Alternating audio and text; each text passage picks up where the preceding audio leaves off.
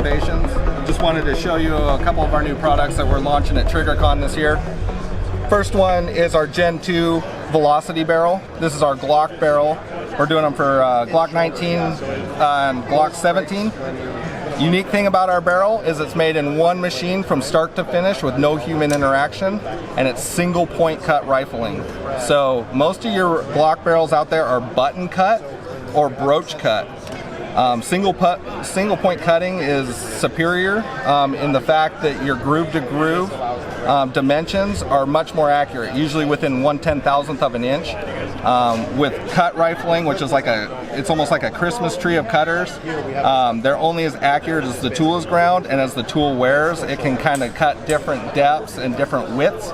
And then button cutting, which everybody knows, kind of pushes the metal out and creates a bunch of stress in the barrel. But single point cutting, we're doing 120 passes to create the rifling in the barrel, and each groove is being cut by the exact same cutter. So the width and the depth of each groove is almost identical. Even the scratches in the floor are identical. So that's our barrel. So one of the big things that we're launching this year is our new brake too.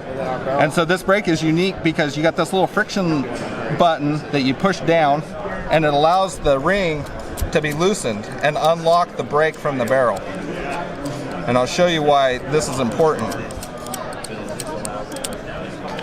So what this does is it allows the brake to get shoulder all the way back against the shoulder of the barrel.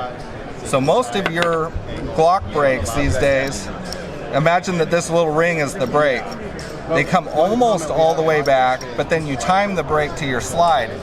But there's wiggle in it, there's play, because it's not shouldered.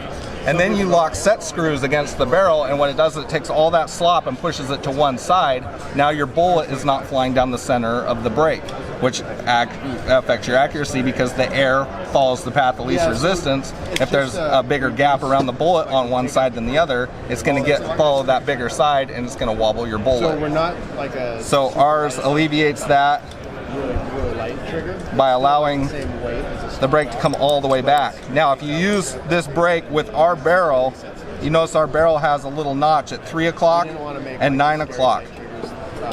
On the inside of the brake, I got these little set screws. They're little dog point set screws. They will slide into those notches and index it for rotation, and then you lock it down with the ring. And this brake can be used with other people's barrels, but you're going to want to put in the cut point set screws and lock it against the barrel.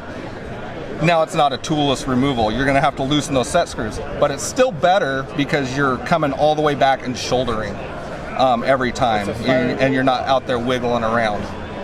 So those are our two big innovations this year.